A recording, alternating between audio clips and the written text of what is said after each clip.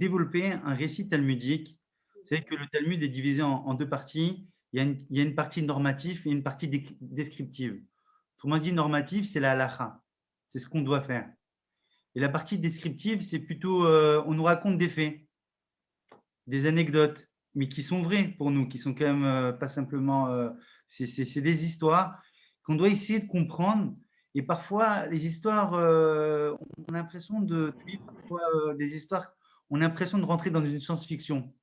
Il y a des passages du Talmud, comme celui que je vais vous apporter, on a l'impression de rentrer dans une nouvelle dimension. Alors, c'est intelligent parce qu'on a l'impression que déjà les rabbins du Talmud avaient déjà prédit la quatrième et cinquième dimension. Ils étaient vraiment précurseurs. Et vous allez voir donc un passage très intéressant. Je pense que beaucoup de personnes le connaissent, ce passage-là, mais on connaît simplement ce passage, on en fait référence, on va voir que c'est un beau texte qui est saisissant, mais il est difficile à l'appréhender. Et vous allez voir, on va essayer de poser des questions et j'espère qu'on essaiera d'y répondre ensemble et de ressortir avec un enseignement, comme on dit en hébreu, avec un lékar. Alors, le sujet que j'ai choisi de vous présenter aujourd'hui, c'est dans le Talmud de Menachot, à la page Chaf Tet 29, Amoud Bet, donc 29, il y a le recto, c'est le verso, folio B, où il est question à Marav, à Marabiuda. Je traduis juste ce texte rapidement et ensuite on va essayer de le développer ensemble, car c'est important de lire le texte, parce qu'en hébreu, ça a quand même une portée différente que de le traduire directement. Amarav Yehuda Amarav. Rabbi Yehuda rapporte un enseignement de Rav. Beshala Shala Moshe la Marom, lorsque Moshe Rabbeinu, notre maître, est monté dans les cieux, et tout de suite les commentaires nous disent c'est au moment où il avait besoin de recevoir la Torah, donc il était proche de Dieu. Metzao la Kadosh Baruch Hu chez Yoshev et Kosher Ketarim Laotiot.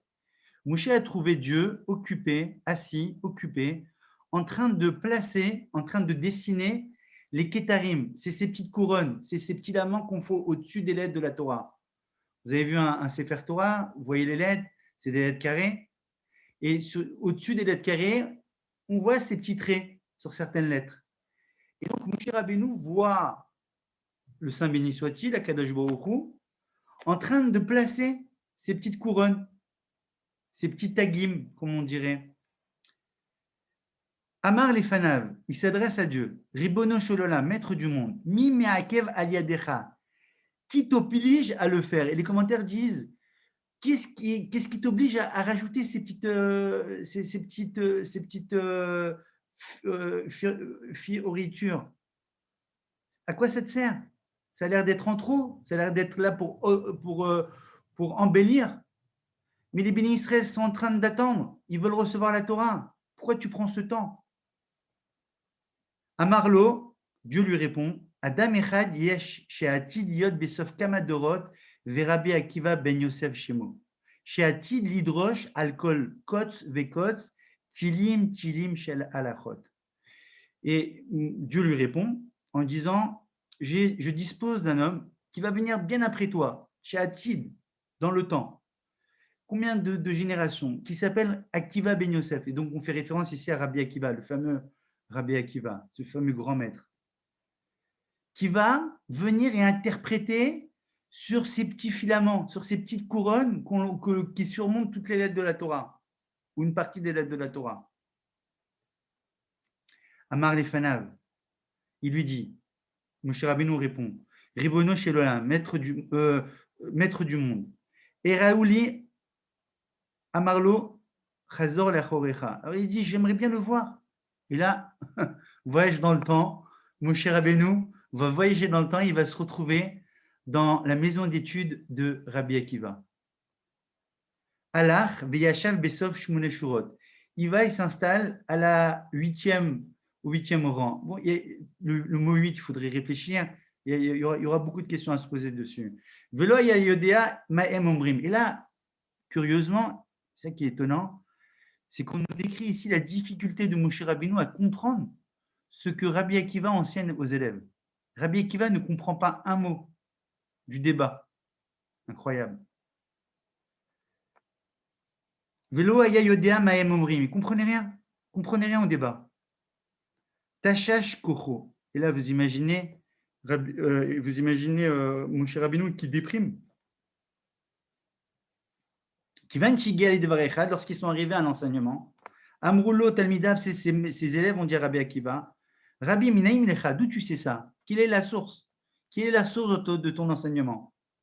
Amar Lahem, il aura dit, Alacha le Moshe Misinaï. Ceci me provient directement, cette loi-là, ce din, provient directement de Moïse au mont Sinaï. Nitya Sheva Dato. Et à ce moment-là, Moshe Rabbeinu s'est rasséréné. Il s'est rassuré. Il était happy. Chazar. Uva Lifne Kadosh Baruch Hu. Il refait le voyage dans le temps. Et là, il se retrouve devant Dieu. Amar Lefanav, il dit au maître du monde. Ribono Shelolam. Yesh lecha adam kaze ve'atanoten Torah al yadi. Tu disposes entre tes mains d'un homme d'une grandeur, d'une sagesse incroyable. Presque qu'il me dépasse, ce qu'il est en train de lui dire. Et tu veux me donner à moi la Torah? Tu m'as choisi moi? Tu es un homme beaucoup plus grand que moi. Réponse de Dieu, surprenante. Amarlo shtok. Dieu lui dit, tais-toi. Tais-toi. Kachala bemarshava ilefanaï. C'est ainsi mon projet. C'est mon décret. Amar lefanav. Ribono Shelam. À nouveau, Moshe va sur autre chose. Il lui demande, Eratani Torato, Ar-Eni Sraro. Tu m'as vu la grandeur de ce maître, Rabbi Akiva. J'ai bien vu que j'avais affaire à quelqu'un d'exceptionnel, d'une sagesse, d'une sagacité incroyable. Maintenant, j'aimerais bien voir son sahar, le salaire qu'il va recevoir pour tout ce qu'il a fait. Amarlo, Chazor, Chazar le'acharav. Ra'ash shikulim besaro bemakulim. Et là, il fait à nouveau le voyage dans le temps. Il se retrouve devant une autre scène de Rabbi Akiva, où là, il voit la fin de Rabbi Akiva. Et on sait que Rabbi Akiva, malheureusement, il fait partie des 10 martyrs de la tradition juive à l'époque des Romains. Et on sait que Rabbi Akiva, il voit Rabbi Akiva en train de se faire dépecer. Il voit ça, il voit cette scène incroyable, même sanglante, on pourrait dire. Bemakulim, dans des échoppes. Amar Lefanav. Il lui dit, Ribono Shenolam, maître du monde, Zotora Vezosrara. Quoi, c'est ça la Torah? C'est ça la récompense? Amarlo Shtok Kachala Bemarshava Lefanai. À nouveau, même réponse.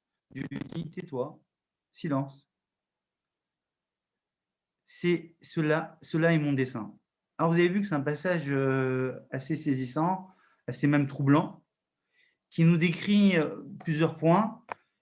Le thème le plus important, c'est la difficulté que Moshe a à comprendre. Incroyable. Moshe qui ne comprend pas. Et là, j'aimerais avec vous, maintenant, avec vous, pas simplement, on l'a cité, on a vu donc le sommet de l'iceberg, comme on dit. Je vous ai fait des petits commentaires comme ça au passage pour un petit peu saisir un peu mieux le texte. Mais il n'empêche qu'on doit essayer de comprendre la puissance de ce texte, que ce texte-là, comme le dit le Maral de Prague, plus un texte nous fait sourire ou plus un texte est difficile à comprendre, et puis il a un message édifiant à nous enseigner. Et on va essayer de comprendre quel est son message. Alors, je retiendrai 4 questions. 4 questions principales. La première, c'est concernant les tagim, ces petits filaments, ces petites couronnes qui surmontent les lettres de certaines lettres de la Torah.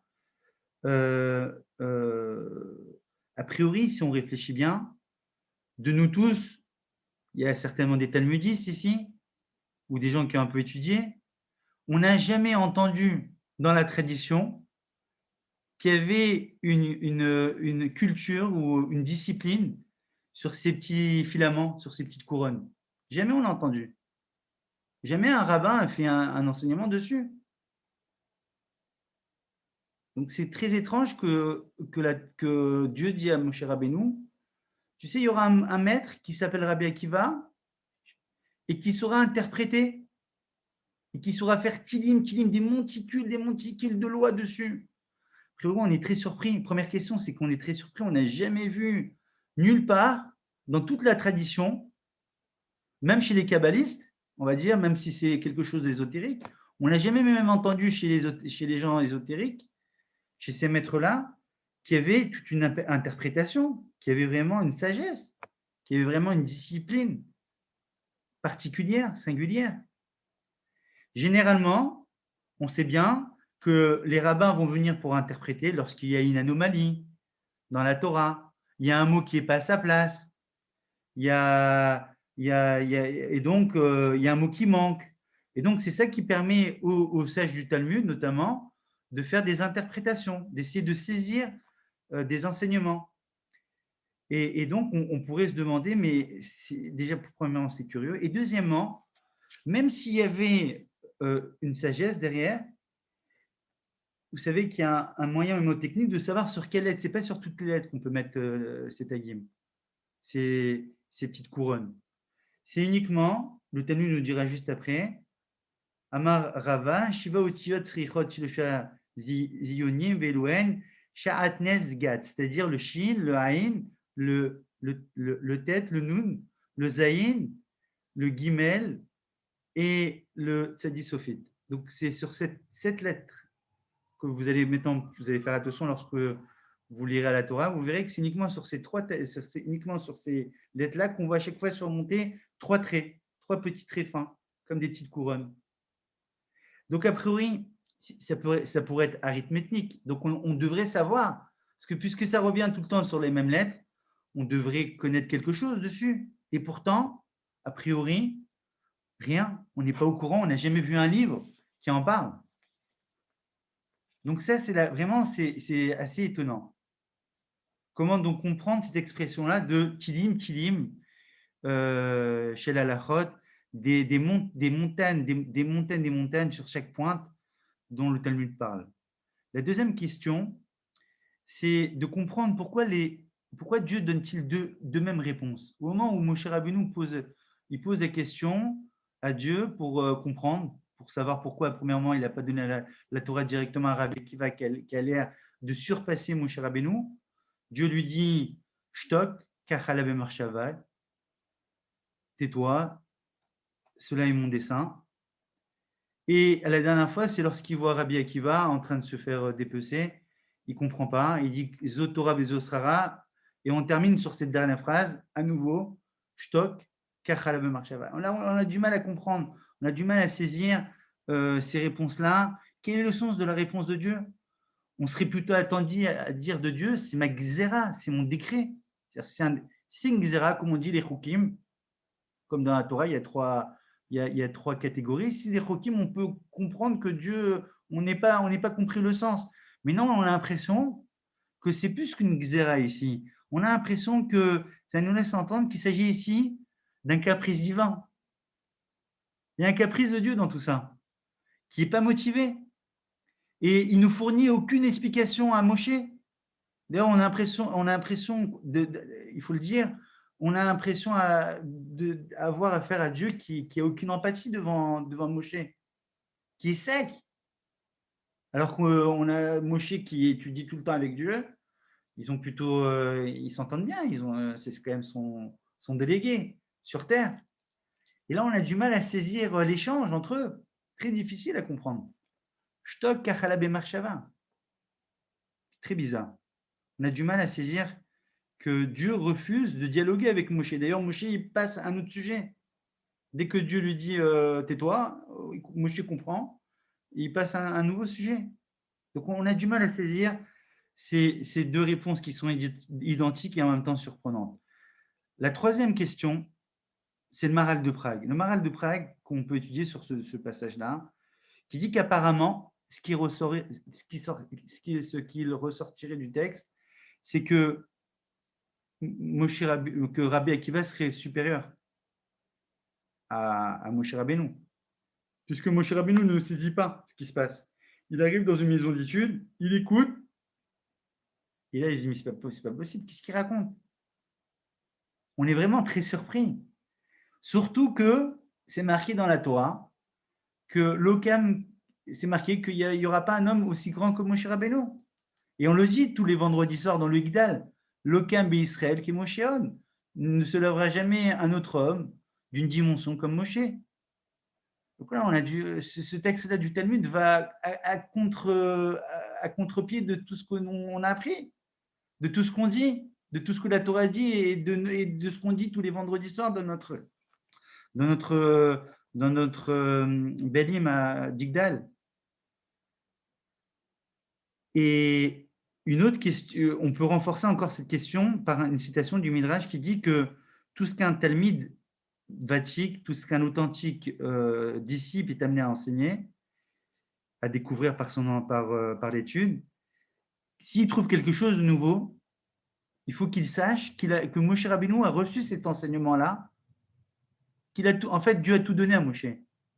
Et donc, même si aujourd'hui on aurait trouvé des nouvelles, on va dire, on fait des recherches, on trouverait des nouveaux enseignements qu'on n'a jamais entendus, sache que si c'est authentique, que si c'est vrai, sache que Dieu a donné cet enseignement à Moshe. Alors, on a encore du mal à comprendre comment alors il ne comprend pas ce que Rabbi Akiva dit à ses élèves. Dernière question, quatrième et dernière question. On voit que Moshe Rabbeinu, il est démoralisé. Il ne comprend pas. Il ne sait pas ce qui se passe. Il est démoralisé et on le comprend. Il ne saisit rien. Comme un petit enfant à qui on fait un maths sup et qui ne comprend rien parce qu'il n'a pas le niveau de comprendre maths sup. Lui, comprend les petits maths. Mais maths sup, c'est quelque chose, il va passer une heure, mais il va s'ennuyer. On a l'impression que Moshe Rabbeinu, il ne comprend pas, il perd son temps. Sauf au moment où des élèves posent la question à Rabbi Akiva en disant « Mais d'où tu sais ça, Rabbi ?» Et là, Rabbi Akiva leur dit « Vous savez, ça, c'est Halakha et Moshe Misinaï. » Et là, Moshe Rabbeinu, il est happy, il est heureux. Il dit « Il y a quelque chose que moi, je sais mieux qu'eux. » Et là aussi, on ne comprend pas. Quoi? Parce qu'on fait une référence à toi, alors ça va pour toi? Mais tu n'as rien compris à tout. Tout le cours, tu n'as rien compris. Tout le shiur, on dirait, tu n'as rien compris. Et parce qu'on fait référence à toi une fois, on dit, toi, tu as saisi un point que les autres n'ont pas compris.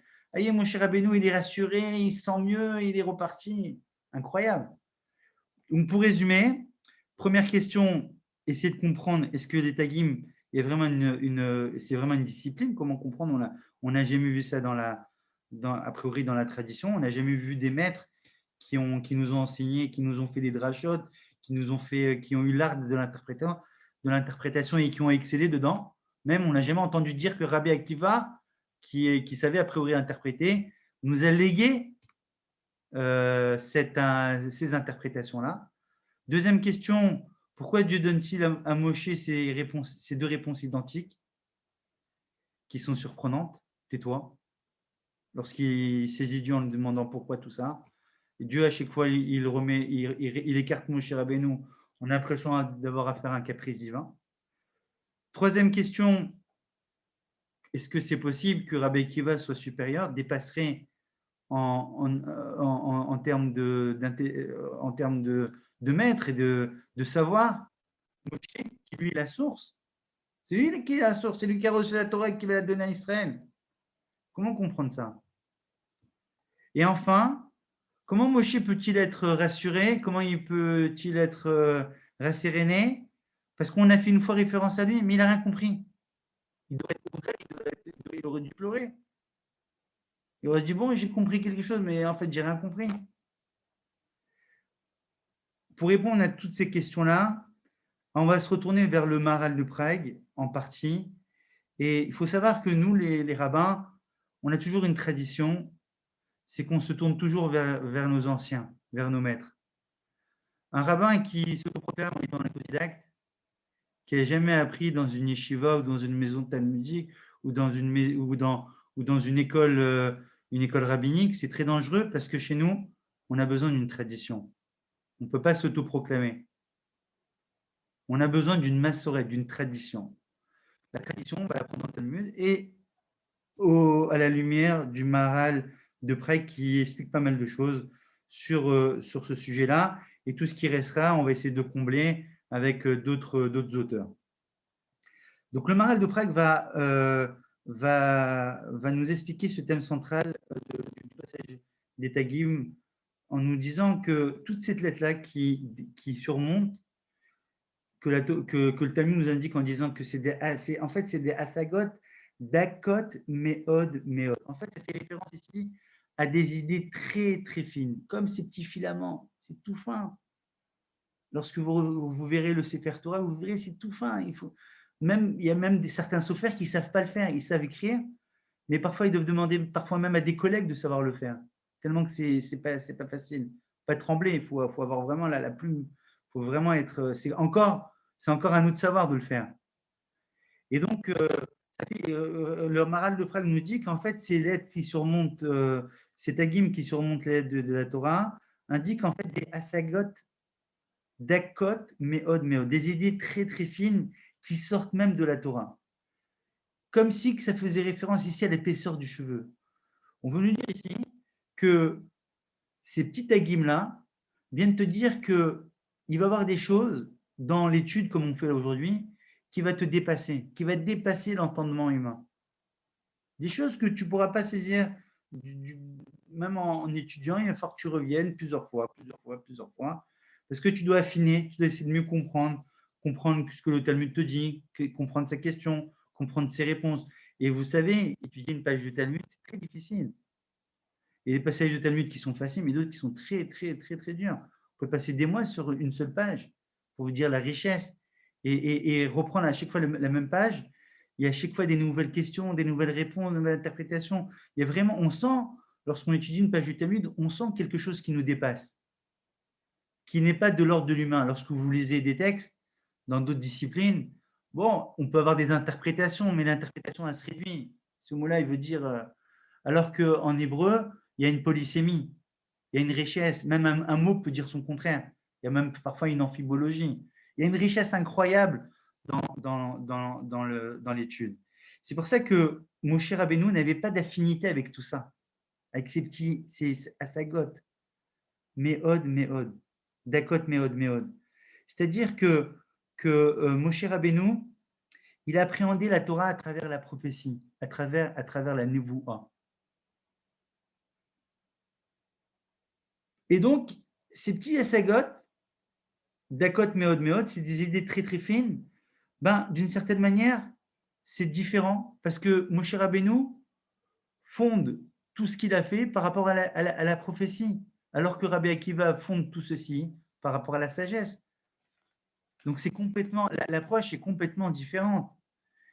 Et je vais essayer de vous donner un peu plus de vous expliquer un peu plus ce point-là.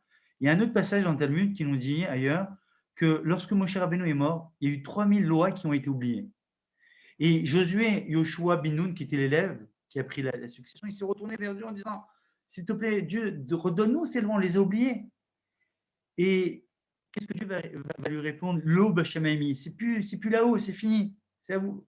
Lo b'Hashamaim. Et le Talmud poursuit en disant qu'il y a eu un phénomène identique qui s'est renouvelé à l'époque du prophète Shmuel, à l'époque de Pinchas et de Elazar, des enfants et petits-enfants de Aaron, le grand prêtre. Et le Talmud rajoute que Rabbi Aviaou dit que Othniel ben Kenaz les a retrouvés. Othniel ben Kenaz les a retrouvés, c'était le frère de Caleb ben Yifouné. Il les a conquis dans la ville de Kiryat Sefer. Et on lui donna sa fille pour épouse. Et là, frérot, on ne comprend pas le lien. Rachid, tout de suite, il nous fait le lien. Il dit, tu sais, Kiryat Sefer, qui veut dire la cité du livre, ça fait référence aux halachot qui ont été oubliés, et que Othniel, par sa sagesse, par le pile-poule, par l'étude approfondie, les a retrouvés. Et donc là, on comprend un peu mieux ce que le Maral de Prague voulait nous dire, c'est que le niveau de Moshe Rabbeinu, c'était la névoie, alors que celle de Rabbi Akiva, c'est plutôt la chorma, la sagesse. Et là, on comprend que c'est quoi la névoie? La névoie, c'est communiquer directement avec Dieu. On est le téléphone rouge, direct. Pas besoin de passer par quelqu'un d'autre. On a directement le téléphone rouge. Il était en ligne directe. Et donc, lorsque Moshe Rabbeinu avait une difficulté, qu'est-ce qu'il faisait? Téléphone rouge, il demande à Dieu. Comment on fait? Et on le voit plusieurs fois dans la Torah. Moshe Rabbeinu ne sait pas comment faire. Avec les filles de Sélophane, il ne sait pas comment faire. Avec ceux qui étaient dans le désert, qui ont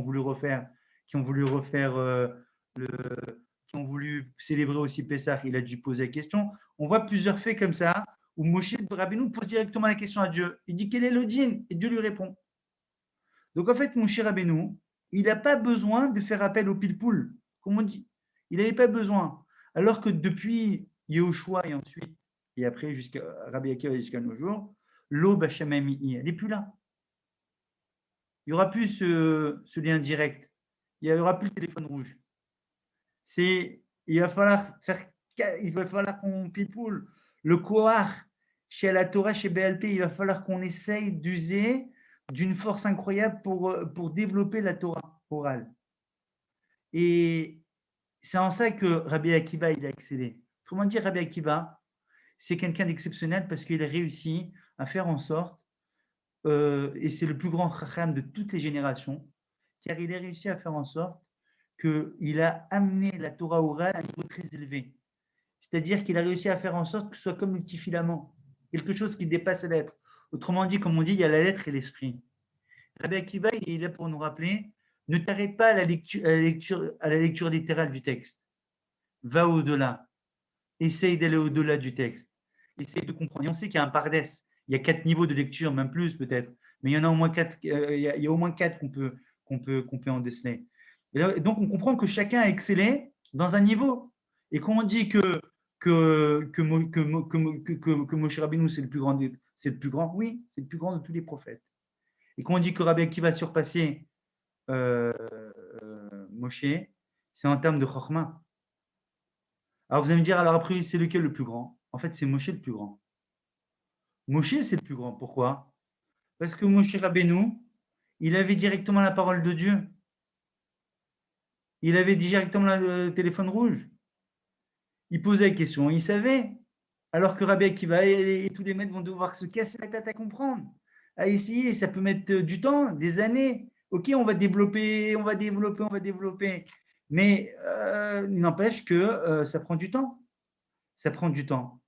Et ici, pour nous dire que, en fait, la Torah que Moshe Rabbeinu, pourtant on dit que Moshe Rabbeinu a transmis aussi une Torah orale. Oui, mais Moshe Rabbeinu a transmis une Torah orale qui était presque de la Torah écrite, en fait. C'est-à-dire que la Torah écrite, elle ne bougera pas. Et elle sera la même. Et d'ailleurs, c'est ce qui se passe. Pourquoi Moshe Rabbeinu, pourquoi Dieu répond, qu'est-ce que Dieu répond à Moshe Rabbeinu? Il lui dit, en fait, il lui dit, Moshe Rabbeinu, sache qu'à la fin des temps, on n'aura plus besoin de Talmud. Pourquoi? Parce que la Torah sera tellement limpide qu'on arrivera presque au niveau du Gaon de Vilna. Le Gaon de Vilna avait réussi à lire les textes de la Torah et en retrouvant toutes les interprétations des maîtres. Il est arrivé à un niveau, le Gaon de Vilna, qui pouvait tout retrouver à travers les mots de la Torah, tout ce que le Talmud avait dit, tellement qu'il était arrivé à un niveau de perception incroyable. Et donc, en fait, ce qu'il dit à Moshe Rabbeinu, c'est qu'il dit, mais ta Torah, à la fin des temps, c'est celle-là qui va rester. C'est ça qui va rester. Ce sera tellement limpide qu'on n'aura plus à se poser des questions. Ce sera clair, limpide. On aura une Torah claire.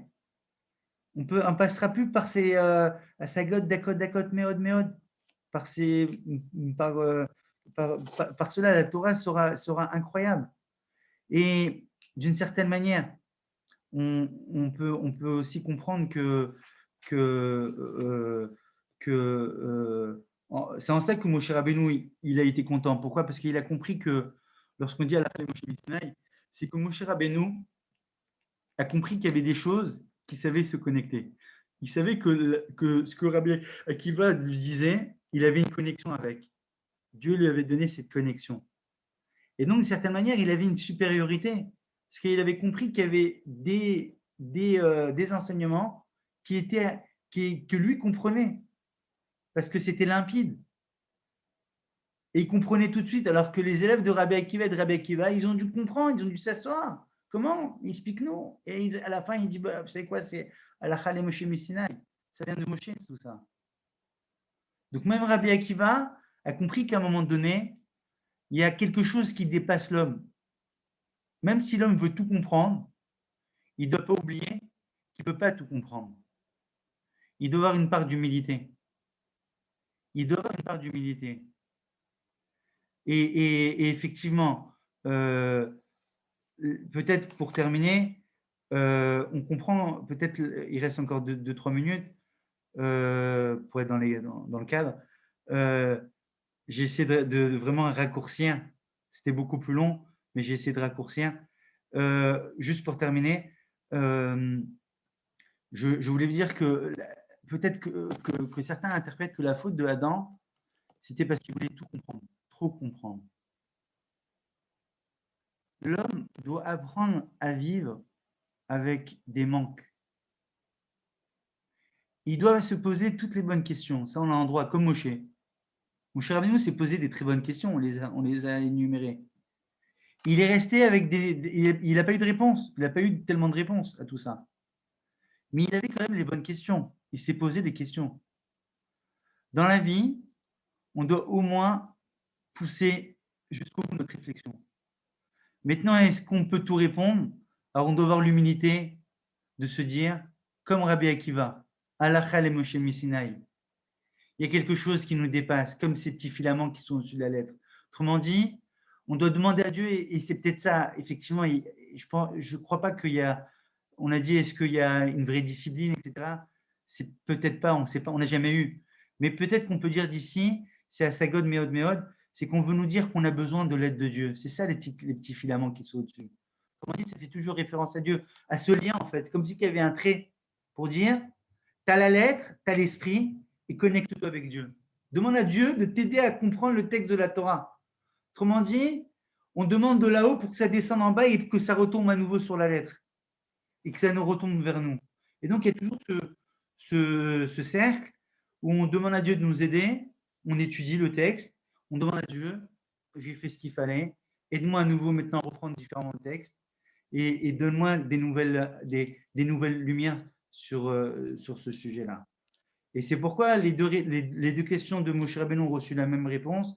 Tais-toi, parce qu'on comprend que en fait, la Torah orale n'est qu'une parenthèse dans tout ça. Ça ne veut pas dire qu'elle est hyper importante.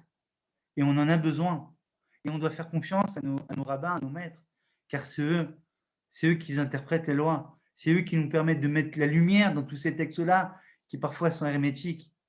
Mais un jour ou l'autre, on arrivera à être peut-être comme le Gaon de Vilna, on arrivera, on espère, à ce niveau-là de comprendre directement avec une forme de limpidité le texte de la Torah, comme Moshe Rabbeinu. Il faudra certainement faire aussi des efforts, mais on arrivera à un niveau de perception parce que tout sera clair, tout sera limpide. Et donc, on réfléchira évidemment, mais la réflexion sera beaucoup plus facile. Elle demandera moins de. On verra des choses différemment. On aura peut-être tout le fil de l'histoire. Et donc, d'une certaine manière, on aura peut-être beaucoup de questions, mais on aura aussi beaucoup de réponses, peut-être pas toutes les réponses, mais on aura une grande partie des réponses. Voilà ce qu'on pouvait dire à travers ce passage talmudique qui était étonnant, qui est toujours saisissant. Et comme l'a dit et comme j'ai dit, la conférence, c'est la Torah de Moshe à Rabbi Akiva, une transmission dynamique. On voit que c'est très dynamique. C'est la dynamique, comme on dit, parce que cette Torah-là, il faut lui donner vie, il faut lui donner corps, et c'est nous. C'est vous qui faites en sorte que cette Torah-là, elle soit magnifique et qu'elle soit vivante. Et on doit la rendre vivante grâce à nos maîtres, grâce à nos rabbins. Il est important que dans beaucoup de communautés, voilà, Shin Tzadik, bravo, Monsieur Ayot, qui nous a montré les lettres. Et voilà, vous voyez qu'il y a 3 traits sur ces lettres-là. Et vous dire que, pour terminer, qu'il est toujours important d'avoir quelqu'un et d'avoir des maîtres et que le rabbin Bar Shichat, Yaakov Bar Shichat, est là et votre guide aujourd'hui, profitez de lui. Il a beaucoup à vous apporter. Posez-lui toutes les questions et il saura vous répondre au mieux. Il saura vous accompagner. Je pense qu'il a la sagacité d'être proche de ses fidèles, car renouveler ce Zoom toutes les semaines, c'est bien. Ça permet de garder le contact et ça permet de garder toujours un contact avec son rabbin, avec ses fidèles et de faire en sorte que la Torah soit une Torah dynamique et une Torah vivante. Voilà, mes chers amis. Amen. Je vous remercie beaucoup. Merci beaucoup, Rav Krief. Et merci à vous, merci pour votre intervention et votre très beau chiour. Alors, je crois que dans les conversations, j'ai cru voir une question tout à l'heure de Madame Yaïch concernant votre intervention. Peut-être que si vous pouvez donner quelques éléments pour répondre à cette question. Et s'il y a d'autres questions juste Ouais, vous après, avez complètement vous raison. pouvez les Donc, la poser. question, merci beaucoup. Donc, je lis la question. Moshe n'avait-il pas la fonction de législateur alors que Rabbi Akiva appliquait et commentait? Vous avez totalement raison. La question est pertinente ou la remarque est pertinente. Effectivement, Moshe est là pour faire la loi. Moshe, d'ailleurs, on fait très souvent une différence entre Moshe et Aaron. On dit que Moshe, que généralement, on n'aime pas les hommes de loi parce on est très dur. Les hommes de loi, c'est ceux qui tranchent. Pourtant, Moshe Rabbeinu est apprécié par le Ham Israël. On dit que lorsque Aaron est décédé, on a vu qu'il y a eu encore, tout le monde était là, même les enfants sont venus à l'enterrement de Aaron. Alors que pour l'enterrement de Moshe, c'était que les grands, on va dire. Les enfants, on les a laissés. Pourquoi cette différence? Nos maîtres nous disent, c'est parce qu'en fait, tous ces jeunes qui sont venus, souvent ils s'appelaient Aaron. Parce qu'Aaron était là pour faire la paix entre les hommes et la paix dans les couples. Et donc, les femmes et les hommes qui se remettaient ensemble disaient, si on a un garçon, on va l'appeler Aaron. Et si on a une fille, on va l'appeler Aaron avec un E à la fin. Non, je plaisante. Et donc, c'est une manière de le remercier. C'est pour ça qu'il y avait même les enfants. C'est pour ça qu'il y avait même les enfants qui sont venus. Même les petits-enfants, ils sont venus le jour où Aaron est mort. Parce qu'Aaron, ce n'était pas le législateur. Aaron, il était là évidemment pour enseigner, mais il n'a pas donné la loi. La loi, elle est là. On ne peut pas la changer, elle est immuable. Donc, le Moshe Rabbeinu, c'est le législateur, c'est lui qui va donner la loi. Et il faut dire, on se soumet quand même à la loi. On n'a pas le choix. Vous passez un rouge, vous faites arrêter par la police, ben vous payez. C'est la loi. La loi, c'est la loi. Alors évidemment, Moshe Rabbeinu a été exceptionnel dans la manière de transmettre, mais n'empêche, c'était quand même le législateur. Alors que Rabbi Akiva, on le voyait plutôt comme le maître. Il y a la loi. Hein. Il dit voilà, c'est la loi. Moi, je vous dis comment il faut la lire, la loi. Donc, Rabbi Akiva, il a plutôt pour appliquer, pour commenter. Et donc, il aura une autre, on va dire, une autre dimension que celle de Moshe Rabbeinu, qui n'est pas vraiment le législateur, celui qui a presque fait la loi. On ne peut pas dire qu'il a créé parce qu'il a fait sous la dictée de Dieu. Mais il n'empêche que c'est Moshe. L'origine de tout ça, c'est Moshe. Moshe est Dieu. Très bien. Merci beaucoup, Rav Krief. Alors, y a-t-il peut-être une autre question pour conclure notre débat? Alors, je j'ai pas une vision sur tout le monde, mais celui ou celle qui a une question. Monsieur Ayotte, levez la main. Enlevez votre micro, Monsieur Ayotte, si vous voulez bien. On vous écoute. Oui, bonsoir Rav. Merci, vous nous avez noyé avec toute votre intervention. On va essayer de sortir de la mer Rouge. Hein? La mer Rouge. Dites-moi, vous avez parlé du questionnement. Hein? L'homme, il pose. Qui peut poser une question? Ce n'est que l'homme. Dans toute la créature d'Hachem, il n'y a que l'homme. A priori. Hein? C'est ce qui le distingue, c'est partie de sa distinction. Pardon? Oui, vous avez raison. Et ce questionnement, c'est le ma. Ma. Le ma. C'est ce qu'on dit à Pessah. Ma, Nishtana, et ainsi de suite. Exactement. Et le ma, c'est la gematria de 45. Quoi? Qui est égale à celle de Adam. À quoi? Adam, ouais. Oui, donc, alors maintenant, pour en revenir à Moshe Rabbeinu, qu'est-ce qui est plus grand? Lorsqu'on plante un arbre, qu'est-ce qui est plus grand? La graine ou l'arbre? Bonne question. Eh bien, Moshe Rabbeinu, c'est la graine. Et l'arbre, c'est Rabbi Akiva. Avec tout ce que les deux ont apporté, ça va de soi. Pour terminer, je voudrais vous signaler qu'il y a un Rav qui maintenant a eu la permission d'enseigner un peu, peut-être le milliardième de ces tagim. C'est Rav Menaché. Rav David Menaché, qui, dans ses interventions, explique un peu ces tagim avec